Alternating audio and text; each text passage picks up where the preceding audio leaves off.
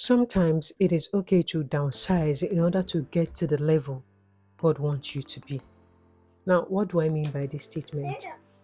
There is this family that were once living in a very big mansion.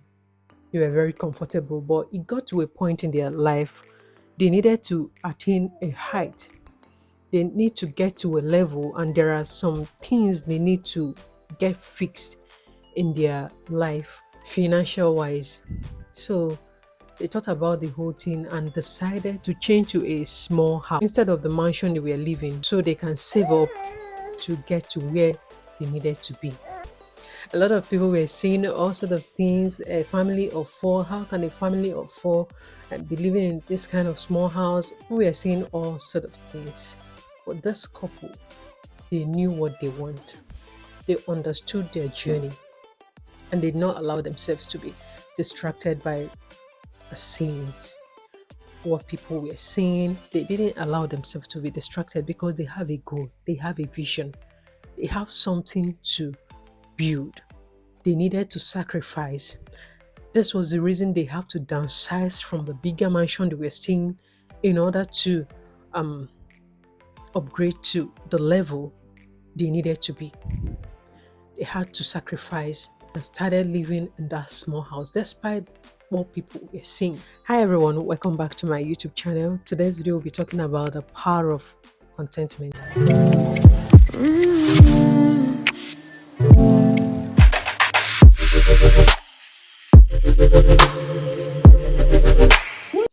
I feel like contentment is a virtue to living a fulfilled life.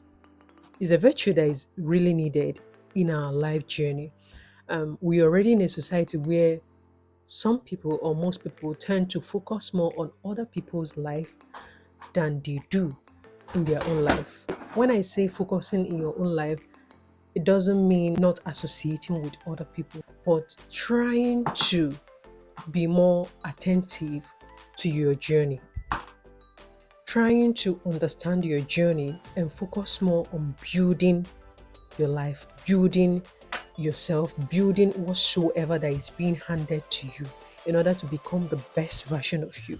Now, when you spend the time you're supposed to use to build yourself, focusing on other people's life or what is happening around, can bring about distraction and it can make you not really committed to what you are doing, because that same time you are using to focus more on what is happening around or what people are doing in their own life, that same time can also be invested in building your own life to become better. And also, the society we are in is already projecting a lot of things, both the things that are toxic to our growth and development, and the things um, that can make you to be lost in your journey. We really need to be careful to guard our heart, to guard our mind, and to really understand our journey, because all of these I'm talking about boils down to you understanding your journey. If you don't really understand your journey, if you don't really understand the life God has called you to live on earth, it will be really hard to live a life that is free from distraction, because anything that is flying around you can easily distract you. And this is what the society we are in actually is all about, because there are a lot of distraction. And if you don't guard your heart, if you don't guard your mind, if you don't guard your mind, you will be easily swayed by what is flying around. Let's take, for example, the social media. People project to you what they want you to see on social media. Now, when they put out things, they put out content of what is going on or what is happening, the beautiful things, the amazing things that are happening in their life. They didn't put the behind the scene of what is happening. And you, as a person that is feeding your mind and feeding your eyes with everything you get from social media, if you are not careful, you are likely to live a life that is filled with lack of contentment, because each time you keep doing this thing over and over again, you might come to the point that you don't actually see what God is doing in your own life, but what God is doing in other people's life. And you end up not being content with what you have. You end up not being grateful to God for the things you have. This is the more reason you really need to focus more on your own life than you do on other people's life. So you see the reason why I said we need to understand our journey. Because when you understand your journey, you understand your purpose, you understand your vision, it will be very hard for anyone to sway you. It will be very hard for you to get distracted or to be carried away by what people or naysayers are saying. Someone like me hardly care about what is happening in other people's life, and this is not pride. It's not that I don't care about people. I love people, but I don't allow myself to get carried away by what is happening, what is going on in their life, what is happening in their life. And someone like me, I respect people's life. And also understanding that I have a lot to do. The journey is far and I still have a long way to go. There are a lot of work to do. There are a lot of work to be done. So why should I leave what I'm doing or what I'm building to focus on other people's life? It doesn't make any sense to me. I do not find it interesting. So it's just like my personality. It's my personality.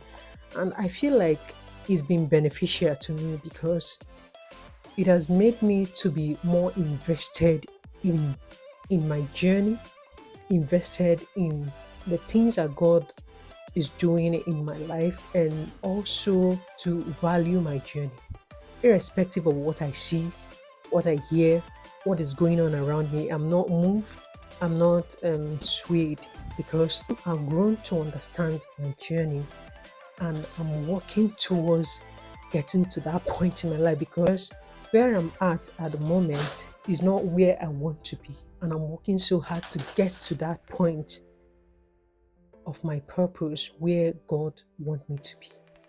So I still have a lot of work to do. In a nutshell, I'm trying to say that there is no time to waste focusing on what is happening around.